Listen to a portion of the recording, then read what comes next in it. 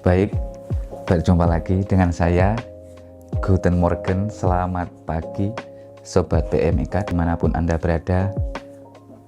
Melanjutkan dari ngobrol santai sendiri yang kemarin sudah sampai bab 1 ya. Kemarin kan bab 1 adalah menjelaskan siapa aku, kemudian perjalanan itu dimulai. Lalu jangan pernah melupakan dari mana kita berasal hanya karena pencapaian kita saat ini. Nah, untuk konten kali ini saya akan membahas dan menceritakan terkait dengan bab 2. Ini mungkin akan lebih teoritis dan literasinya saya ambil dari sumber-sumber yang dapat dipertanggungjawabkan ya. Jadi terkait dengan bab 2 adalah perekam medis dan informasi kesehatan. Nah, di sini saya akan memberikan gambaran, penjelasan dan juga sesuai dengan pengetahuan, dan akan saya jelaskan dengan bahasa santai dan bahasa saya gitu aja, supaya Sobat PMIK yang ini sebenarnya bisa dibaca dan dicari sendiri di buku, di regulasi juga ada terkait pengertian semua ini. Namun saya ingin menyampaikan dengan bahasa-bahasa yang sederhana, yang mudah dimengerti dan gampang gitu. Jadi yang pertama nanti saya akan menjelaskan terkait dengan rekam medis, kemudian perekam medis dan informasi kesehatan, terus standarnya profesi perekam medis dan informasi kesehatan atau PMIK itu apa saja, kemudian penyelenggaraan pekerjaan perekam medis. Yang kelima adalah jabatan fungsional perekam medis dan angka kreditnya. Yang terakhir adalah tunjangan jabatan fungsional perekam medis. Jadi runut dari awal ya, dari pengertian rekam medis itu apa dulu, kemudian profesinya perekam medis itu apa, terus standar profesinya apa, terus pekerjaannya nanti di lapangan seperti apa, kemudian jika ASN atau berstatus pegawai negeri nanti ada jabatan fungsional kesehatan tertentu yang disebut dengan jabatan fungsional perekam medis. Nah, di situ kalau sudah diangkat pertama sebagai jabfung kesehatan perekam medis, nah itu nanti ada nilainya, yaitu tunjangan jabatan fungsional perekam medis. Nilainya itu ya ada nilai dari angka kredit PAK itu, dan juga ada cuannya sesuai dengan peraturan presiden gitu. Nanti akan saya terangkan dengan sesuai pengalaman saya, dan semoga Sobat PMIK dapat mendapatkan gambaran bagaimana itu perekam medis dan informasi kesehatan yang ada di Indonesia terkait dengan pekerjaannya, terutama sebagai praktisi seperti itu ya. Oke, saya lanjut aja. Ini saya baca di buku, di kerangka bukunya supaya tidak melenceng terlalu jauh. Biasanya kalau saya ngobrol atau podcast atau membuat konten seperti ini, biasanya itu nyambungnya ke sana kemari gitu, biar runut sesuai dengan alurnya. Oke, bab 2 adalah perekam medis dan informasi kesehatan. Jadi di sini saya akan menjelaskan yang pertama dulu adalah rekam medis. Ini di sini nulisnya seperti ini di sini ke saya. Di sini aku ingin menjelaskan apa itu rekam medis sesuai dengan literatur dan regulasi yang ada. Apa itu rekam medis? Sebenarnya sudah banyak buku yang telah menjelaskan arti rekam medis beserta sejarahnya. Berikut pengertian rekam medis yang dapat aku himpun. Yang pertama ini ya, yaitu adalah catatan medis dari buku Edna K. Huffman RRA Translate Dr. R. Cardius 1999. Ini ada di halaman 18. Jadi di sini catatan medis adalah kompilasi atau kumpulan fakta-fakta sejarah kehidupan dan kesehatan pasien, termasuk penyakit lama dan yang sekarang serta pengobatannya, ditulis oleh profesional kesehatan yang ikut mengasuh pasien tersebut. Catatan medis harus selesai pada waktunya dan berisi data yang cukup untuk mengidentifikasi pasien, menyokong diagnosa atau alasan dengan asuhan kesehatan, membenarkan pengobatan, dan mendokumentasikan hasilnya. Bersama perkembangan konsep asuhan kesehatan yang lebih luas, istilah catatan kesehatan atau health record telah muncul dan sering dipergunakan untuk catatan medis, atau bahasa Inggrisnya yang seperti yang kita kenal adalah medical record. Nah, itu adalah pengertian yang saya ambil dari bukunya Edna Kaufman yang ditranslate oleh Dr. R. Kardios.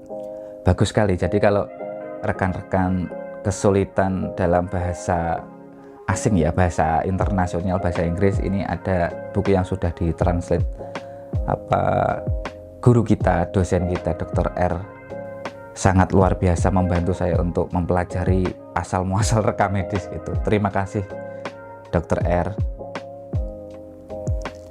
Terus kemudian saya ambil lagi dari Pedoman Penyelenggaraan dan Prosedur Rekam Medis Rumah Sakit di Indonesia, revisi 2 Depkes RI 2006. Ini ada di halaman 11. Nah, rekan-rekan sobat PMIK kalau sudah mempunyai buku ini ataupun soft copy-nya, soft file-nya, itu silahkan dibaca juga. Soalnya materi-materi atau sejarah seperti ini kadang kalau nggak kita ulas kembali itu lupa dari mana sih asal muasal rekam medis itu, kok bisa sampai ada rekam medis seperti itu. Kalau di sini artinya dijelaskan seperti ini. Rekam medis diartikan sebagai keterangan baik yang tertulis maupun yang terekam tentang identitas, anamnesa, pemeriksaan fisik, laboratorium, diagnosa, serta segala pelayanan dan tindakan medis yang diberikan kepada pasien dan pengobatan baik yang dirawat inap, rawat jalan maupun yang mendapatkan pelayanan gawat darurat. Jadi hampir sama ya, hampir dari Edna Kaufman tadi, terus dari Pedoman BPPRM Rumah Sakit dari Depkes. Nah, kemudian ini yang terakhir saya ambil dari Permenkes nomor 269 Menkes per 3 2008 tentang rekam medis. Ada di bab 1 pasal 1 ayat 2. Ini dijelaskan seperti ini. Rekam medis adalah berkas yang berisikan catatan dan dokumen tentang identitas pasien, pemeriksaan, pengobatan, tindakan, dan pelayanan lain yang telah diberikan kepada pasien. Jadi lebih mengerucut lagi simpelnya ya. Yang dari atas itu general, terus ini yang kedua di buku BPRM lebih spesifik. Ini yang di regulasinya, di Permenkesnya itu lebih spesifik lagi. Jadi artinya lebih ringkas lagi. Jadi semua pelayanan yang diberikan dan dicatat itu adalah dikategorikan rekam medis, meskipun tidak semua formulir itu disebut formulir rekam medis, namun kalau sudah satu kesatuan identitas, pemeriksaan dan lain-lain itu sudah masuk include di rekam medis, seperti itu ya. Nah, jadi pengertian dari rekam medis itu kalau yang ada di Indonesia yang yang digunakan kita itu ya kurang lebih seperti itu. Jadi mungkin ada pengertian rekam medis secara lain yang komprehensif seperti di buku WHO yang terkait dengan rekam medis itu juga ada, pernah saya baca, namun bahasa Inggris juga. Jadi ini saya berikan dari literatur yang jelas adanya dan gampang. Kemudian lanjut ke sub 2 yaitu pengertian dari rekam medis dan informasi kesehatan. Tadi kan sudah rekam medisnya ya. Jadi rekam medis itu adalah barangnya. Nah, berkasnya gitu, atau kertasnya, atau digitalnya kalau sudah elektronik. Jadi rekam medis itu adalah mengidentifikasi oleh sesuatu barang. Nah, kalau rekam medis itu adalah pelakunya, yaitu pelakunya kan orangnya ya. Orang yang mengorganisir, yang mengelola, yang bertanggung jawab terkait pelayanan rekam medis. Nah, itu adalah sebutannya adalah rekam medis. Simpelnya seperti itu. Nah, di sini di narasi di bukunya ini seperti ini. Rekam medis dan informasi kesehatan. Setelah mengerti apa itu rekam medis, aku ingin memberikan penjelasan tentang apa itu rekam medis dan informasi kesehatan. Pastinya seorang yang disebut sebagai perekam medis merupakan yang sudah lulus pendidikan rekam medis dan informasi kesehatan dengan dibuktikan memperoleh ijazah. Jadi kita kalau sudah memperoleh ijazah lulus dari kampus atau prodi perekam medis atau RMIK itu kan disebut dengan perkamedis ya, sah lulusan perkamedis gitu. Kalau belum lulus kan masih mahasiswa, masih berkuliah. Nah, di sini lagi diceritakan dari ketika masih mahasiswa yang berkuliah di program studi rekam medis dan informasi kesehatan, kemudian menyelesaikan tugas akhir dari skripsinya. Selepas lulus dari kampus, seorang PMIK wajib memenuhi kriteria kompetensi dengan mengikuti uji kompetensi, ya sekarang sebagai exit exam itu ya. Kompetensi yang saat ini setahuku telah dapat diselenggarakan oleh pihak kampus atau program studi RMIK masing-masing yang bekerja sama dengan Asosiasi Perguruan Tinggi Rekam Medis dan Manajemen Informasi Kesehatan Indonesia atau disebut APTIRMIKI untuk aplikasi CBT UKOM serta di bawah naungan Direktorat Jenderal Pendidikan Tinggi, Riset dan Teknologi Kemendikbud-Ristek. Jadi kita saat ini uji kom nasional nakes pun yang dari D3, yang vokasi ataupun mungkin yang S1 ya, itu sudah di bawah naungan Kemendikbud RI. Jadi Ristek Dikti. Nah, Kemendikbud Ristek. Jadi kita itu kalau daftarnya, kalau dulu saya itu sepertinya diorganisir oleh MTKP ya, mungkin ya dulu ya, tahun 2010-2011 itu diminta untuk uji kompetensi yang saya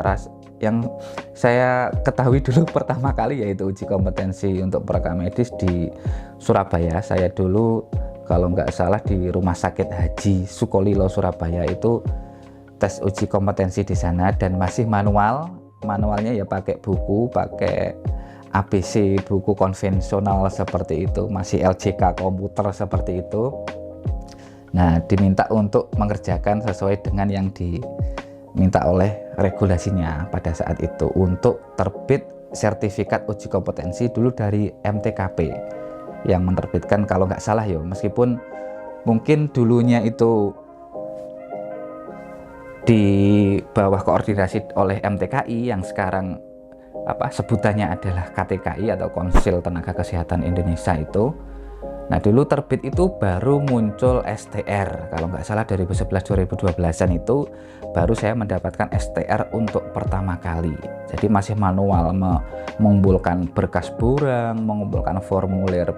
Kalau nggak salah dulu P2KB sudah mengumpulkan belum ya? Kalau pertama kali kayaknya kan belum P2KB ya. Untuk P2KB yang sudah atau CBD online saat ini yang sebutnya itu sudah yang untuk perpanjangan gitu ya. Pertama ya kayak sertifikat uji kompetensi, ijazah, keterangan sehat dan lain sebagainya seperti itu. Oke, saya lanjut aja biar nggak terlalu panjang ini. Perjalanan sebagai PMIK yang seutuhnya belum berhenti sampai di sini. Jadi artinya belum sampai lulus aja masih belum ini kalau ingin menjadi perekam medis yang seutuhnya. Nah, jadi kemudian setelah lulus ujian nasional kompetensi dan memperoleh sertifikat berkompeten, kemudian dilanjutkan dengan mengajukan pengajuan surat tanda registrasi atau STR di Konsil Tenaga Kesehatan Indonesia. Jadi seperti yang saya sebutkan tadi, kita harus mengurus kalau sudah lulus, punya uji kom sudah lolos, maka kita mengajukan STR. Nah, ini di sini disebutkan setiap tenaga kesehatan yang menjalankan praktik wajib memiliki STR, dan perekam medis untuk dapat melakukan pekerjaannya harus memiliki STR perekam medis. Jadi ini telah disebutkan di regulasi ya. Ini kalau nggak salah terkait STR itu ada di Undang-Undang Tenaga Kesehatan Nomor 36 Tahun 2014. Kemudian yang perekam medis harus memiliki STR itu ada di Permenkes nomor 55 tahun 2013 terkait dengan penyelenggaraan rekam medis. Silahkan dikulik ya, dibaca, dicari di Google pun pasti tersedia ini. Oke, kemudian sesuai perundang-undangan PMIK adalah termasuk jenis tenaga kesehatan dalam kelompok tenaga keteknisian medis. Ini yang saya baca di regulasinya masih seperti ini ya. Nah, teman-teman atau profesional lainnya yang sudah, maksudnya rekan sejawat lainnya sudah expert terus sudah ahli di bidangnya, tahu mungkin update regulasi bagaimana. Apabila apa yang saya sampaikan ini belum sesuai, silahkan ditambah di kolom komentar ya, silahkan boleh direspon, boleh dikomentari. Sebelum mengajukan STR, seorang PMIK harus tergabung di dalam organisasi profesi sebagai wadahnya, yaitu kalau Perkamedis di Perhimpunan Profesional Perkamedis dan Informasi Kesehatan Indonesia atau disebutnya Pormiki.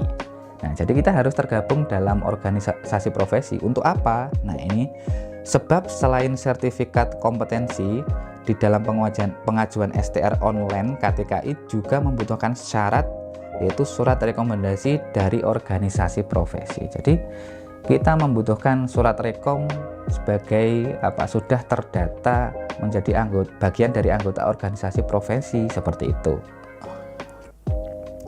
Nah, kemudian website Continuing Professional Development atau CPD online yang disebut dengan kata lainnya adalah Program Pengembangan Keprofesian Berkelanjutan atau P2KB Pormiki, merupakan portal yang wajib dikunjungi. Jadi teman-teman sobat PMIK yang sudah, kalau mahasiswa itu sepertinya ya seharusnya sudah punya ya, kalau sudah tergabung di dalam keanggotaan itu sudah punya akun CPD online, apalagi lulusan dan yang sudah bekerja pasti wajib mempunyai akun CPD online. Soalnya kepengurusan semuanya ada di situ nanti. Dengan mempunyai akun di CPD online, maka semua kebutuhan sebagai PMIK dapat terfasilitasi dari surat rekomendasi, kemudian SKP-nya itu, input SKP seperti itu, mutasi keanggotaan, iuran anggota dan lain sebagainya. Nanti silahkan dibuka sendiri di CPD online ya yang sudah punya ya. Nah, setelah semua terpenuhi, lalu jika PMIK bekerja di fasilitas pelayanan kesehatan, diwajibkan pula untuk mempunyai surat izin kerja yang dikeluarkan oleh pemerintah daerah atau kota di mana tempat kerja PMIK tersebut. SIK merupakan bukti tertulis yang diberikan untuk menjalankan pekerjaan Perkamedis dan Informasi Kesehatan pada fasilitas pelayanan kesehatan. Nah, ini setiap tenaga kesehatan yang menjalankan praktik di bidang pelayanan kesehatan wajib memiliki izin. Ini sama seperti STR tadi. Dari rangkaian yang harus dilalui untuk menjadi praktisi yang begitu kompleks, maka sedini mungkin mahasiswa dan lulusan harus tahu dan siap memenuhi kebutuhannya supaya menjadi seorang PMIK yang berkompeten dan legal. Jadi tidak cukup kita lulus saja untuk mempunyai ijazah saja untuk bekerja. Itu ada banyak syarat-syarat atau lisensi lainnya supaya kita legal menjalankan praktik kegiatan pelayanan Perkamedis di dunia kerja seperti itu ya. Seperti yang saya bilang tadi, bahwa dari ijazah, kemudian ada sertifikat kompetensi, terus kemudian ada STR, ada SIK atau SIP.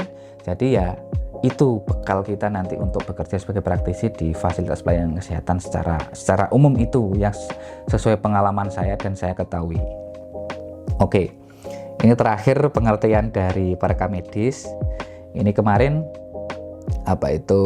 dari hasil kongres ke-10 Pormiki di Lombok yang dilaksanakan Februari 2022.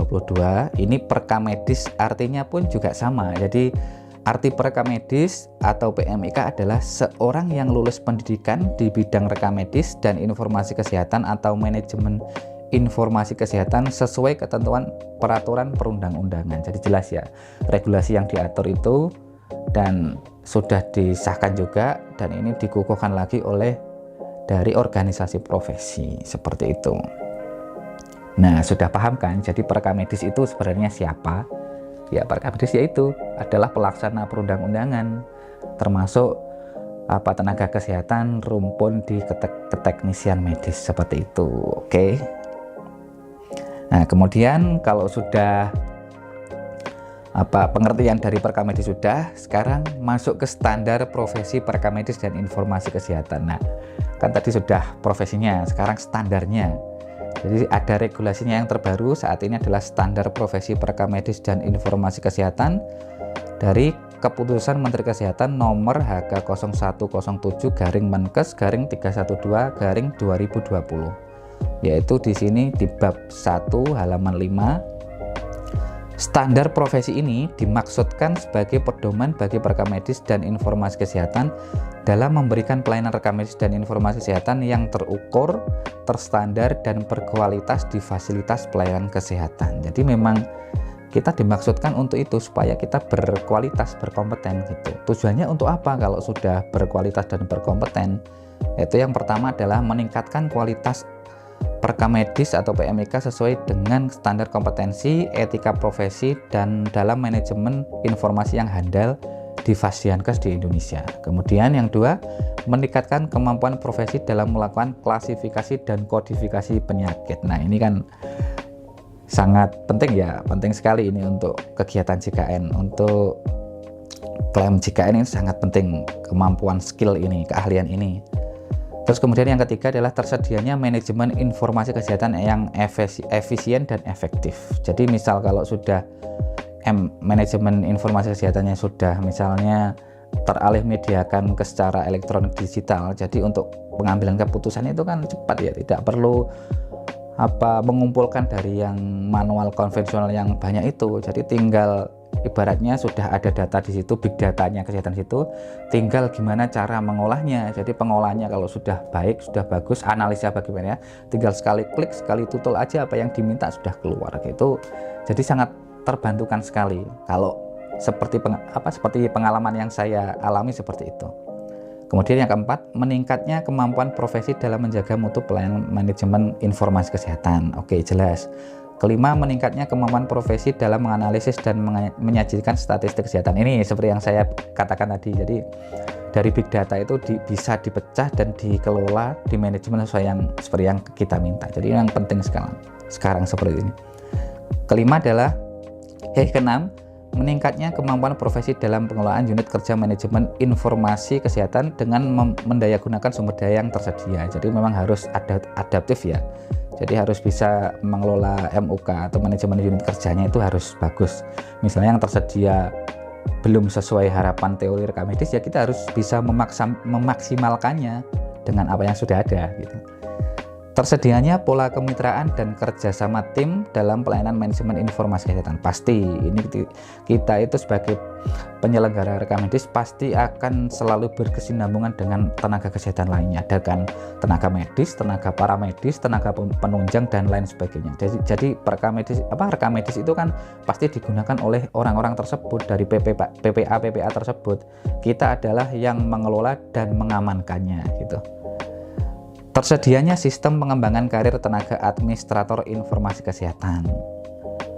Oke, yang kesembilan, yang terakhir, tersedianya perlindungan hukum bagi tenaga administrator informasi kesehatan dan masyarakat dalam pelayanan manajemen informasi kesehatan. Jadi apa yang kita lakukan itu dipayungi oleh hukum, jadi kita dijamin oleh perundang-undangan seperti itu.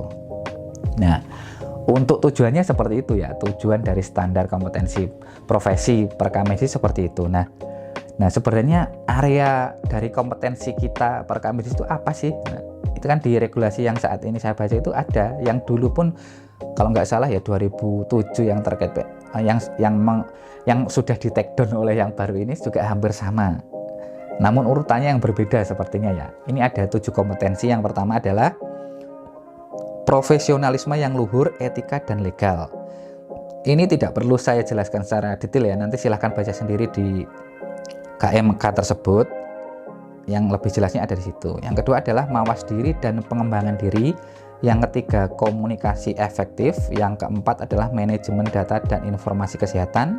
Yang kelima, keterampilan klasifikasi klinis, kodifikasi penyakit dan masalah kesehatan lainnya, serta prosedur klinis. Ini pasti coding ICD-10 dan ICD-9 CM sesuai dengan versi tahun yang digunakan sesuai peraturan yang berlaku, yaitu peraturan yang saat ini tahun 2010 untuk keduanya, untuk ICD-nya. Yang keenam adalah aplikasi statistik kesehatan, epidemiologi dasar dan biomedik. Yang ketujuh adalah manajemen pelayanan rekam medis dan informasi kesehatan, pastinya ya, karena kan rekam medis pasti harus bisa itu. Nah, itulah adalah arti standar kompetensi dan juga area kompetensi yang wajib dimiliki oleh seorang PMIK. Oke, saya lanjutkan lagi aja ya.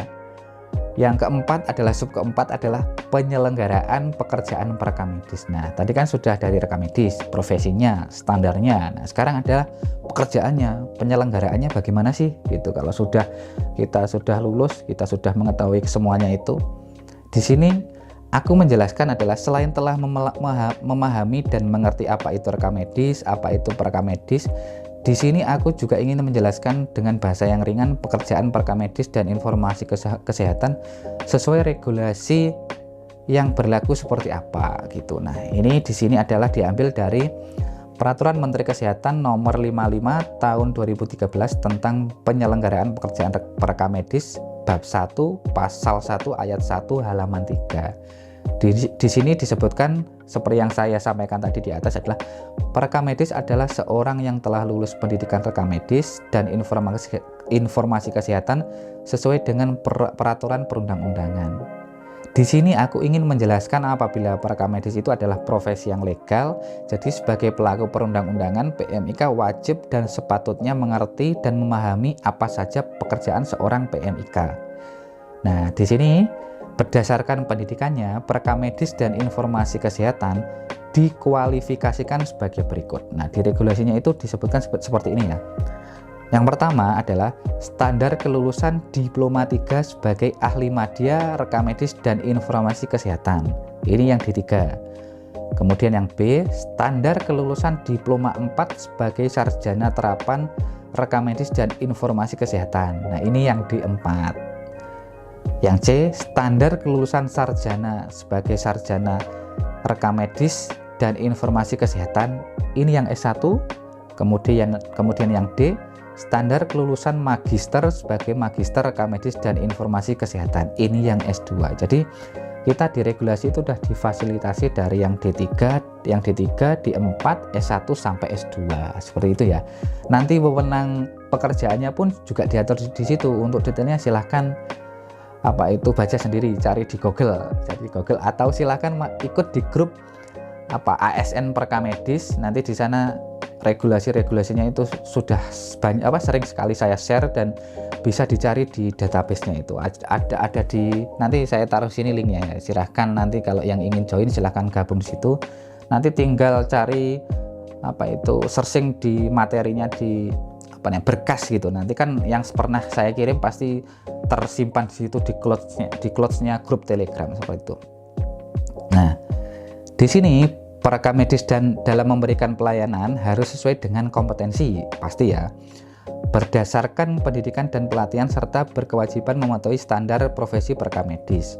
Dalam melakukan pekerjaannya, perekam medis wajib melakukan proses pencatatan atau perekaman sampai dengan pelaporan dan disimpan sesuai dengan peraturan yang berlaku. Bentuk pelayanan rekam medis dan informasi kesehatan yang dilakukan oleh perekam medis meliputi, nah ini saya sadur yang general ya, yang per item nanti bisa dibaca sendiri. Yang A adalah pelayanan rekam medis berbasis kertas atau paper based dokumen, jadi ini yang konvensional masih kertas gitu ya.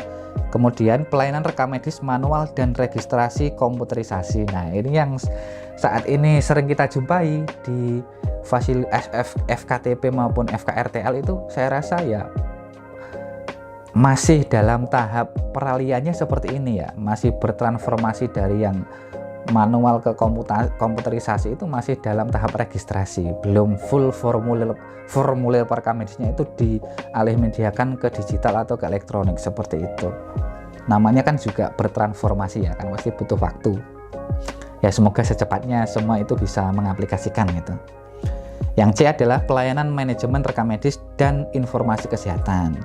Yang D, pelayanan sistem informasi kesehatan terpadu. Yang E, pelayanan manajemen informasi kesehatan elektronik dengan menggunakan perangkat informatika kesehatan. Pasti ini pengennya seperti itu, seperti RPJMN di bidang kesehatan yang 2024 itu digadang-gadang perekam medis itu sudah elektronik ya. Semoga segera terrealisasi ya oleh Kemenkes. Sudah digencar ini untuk dilakukan kegiatan sosialisasi dan juga uji coba ya, yang dari DTO itu, dari digital office-nya, transformasi office-nya Kemenkes. Oke. Nah, kemudian yang kelima adalah jabatan fungsional perekam medis dan angka kreditnya. Nah, ini akan saya jelaskan dengan ringan saja. Jadi ini nanti adalah Bagaimana Sobat PMIK? Apakah sudah mendapatkan gambaran dari rekam medis, standar profesi perekam medis, serta penyelenggaraannya? PMIK yang telah mempunyai izin dapat melakukan pekerjaan pada fasilitas pelayanan kesehatan. Jadi yang sudah mempunyai syarat dan ber-SIK itu bisa bekerja di tempat-tempat seperti ini. Yang A adalah puskesmas, kemudian klinik, yang C rumah sakit, kemudian yang D fasilitas pelayanan kesehatan lainnya. Ini yang praktisi seperti ini ya. Kalau yang akademisi mungkin kan bisa bekerja di institusi pendidikan, bisa di kampus ataupun bisa di balai pendidikan lainnya seperti itu. Kemudian di sini aku menjelaskan sesuai dengan pengalaman dan mengulik sedikit dari regulasi yang ada. Yaitu terkait jabatan fungsional perekam medis ini berlaku untuk PMIK yang berstatus pegawai negeri sipil. Jadi ya memang regulasi ini diatur untuk PMIK yang berstatus ASN atau yang bernip gitu ya. Jadi seperti ini untuk pengertiannya. Jabatan fungsional perekam medis dari Peraturan Menteri PAN RB nomor 30 tahun 2013 tentang jabatan fungsional perekam medis dan angka kreditnya. Ini ada di bab 1 pasal 1 ayat 1 halaman 4, yaitu jabatan fungsional perekam medis adalah jabatan yang mempunyai ruang lingkup tugas, tanggung jawab, dan wewenang untuk melakukan kegiatan pelayanan rekam medis informasi kesehatan yang diduduki oleh pegawai negeri sipil. Meskipun begitu, sebenarnya pekerjaan sebagai perekam medis di fasilitas pelayanan kesehatan dengan status apapun dari swasta, BLUD, BUMN, ataupun kontrak akan sama saja. Hanya saja memang untuk PMIK yang bernip ada aturan tambahan untuk jabatan fungsional kesehatan tertentu untuk jenjang, pangkat, dan golongan ruang. Nah seperti itu. Jadi memang yang untuk yang ASN atau yang PNS itu ada regulasinya lagi untuk jabatan, jenjang, dan pangkat serta golongan ruang. Jadi ada mengajukan usulan dupak itu loh, dupak dan paknya nanti untuk kenaikan jenjang seperti itu. Nah kalau di sini di regulasi yang ini disebutkan bahwa jabatan fungsional perekam medis terdiri atas. Nah yang pertama, perekam medis terampil itu ada jenjangnya, ada pelaksana, terus kemudian lanjutan, terus kemudian penyelia. Ini adalah pegawai negeri sipil yang diangkat untuk pertama kali dalam jabatan fungsional perekam medis terampil harus memenuhi syarat. Nah ini yang pertama, berijazah paling rendah adalah diploma 3 RMIK. Nah jadi yang perekam medis terampil itu minimal ijazahnya adalah D3. Kemudian pangkat paling rendah adalah pengatur dengan golongan ruang 2C. Kemudian memiliki surat tanda registrasi atau STR perekam medis yang masih berlaku. Kemudian nilai prestasi paling kurang bernilai baik dalam 1 tahun terakhir. Jadi kita kalau sudah di pegawai negeri sipil di PNS sebagai ASN itu nanti ada nilai kinerja, nilai kerjanya juga. Kita dinilai oleh PPK, pejabat penilai kepegawaian kita yang di atas kita atau pimpinan kita seperti itu. Nah kemudian yang B adalah perekam medis ahli, ada pertama, kemudian muda, dan terakhir adalah madya. Ini adalah pegawai negeri sipil yang diangkat untuk pertama kali dalam jabatan fungsional perekam medis harus memenuhi syarat. Yang pertama adalah berijazah paling rendah diploma 4 RMIK. Di regulasi ini belum tersebutkan yang S1 ya, jadi semoga ini sama saja ya, artinya D4 dan S1 semoga terfasilitasi di sini, atau mungkin ada regulasi baru yang saya belum tahu ya.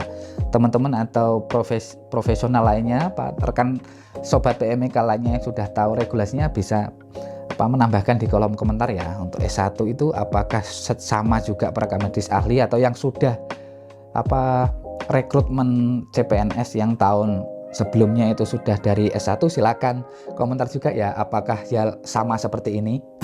Yaitu pangkatnya paling rendah adalah penata muda, kemudian golongan ruangnya adalah 3A. Yang S1 rata-rata kan 3A semua. Sama yang D4 gitu. memiliki STR yang masih berlaku, kemudian nilai kerja paling kurang lebih nilai baik dalam 1 tahun terakhir. Jadi sama, ini seperti SKP itu loh.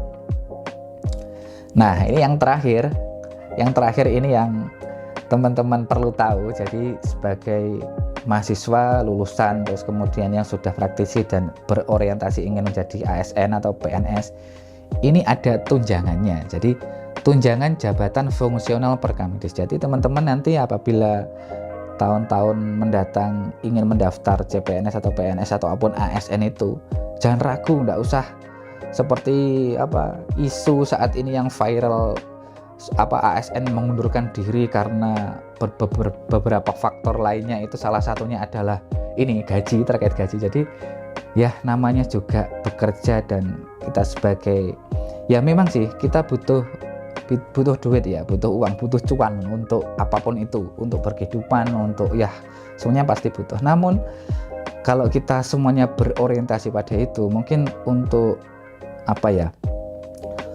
untuk kenyamanan, keikhlasan itu sepertinya jadi terkendala, terhambat. Jadi kalau orientasinya itu, jadi setidaknya kita berorientasi kepada ibadah, kepada kebaikan, kepada memberikan kontribusi terbaik kepada nusa dan bangsa, kemudian untuk melestarikan dan terus mempertahankan keilmuan profesi kita di dunia kerja seperti itu. Jadi kalau nanti teman-teman sudah terjaring di ASN Perkamedis, jangan mengundurkan diri ya, dimanapun tempatnya. Kalau bisa itu amanah itu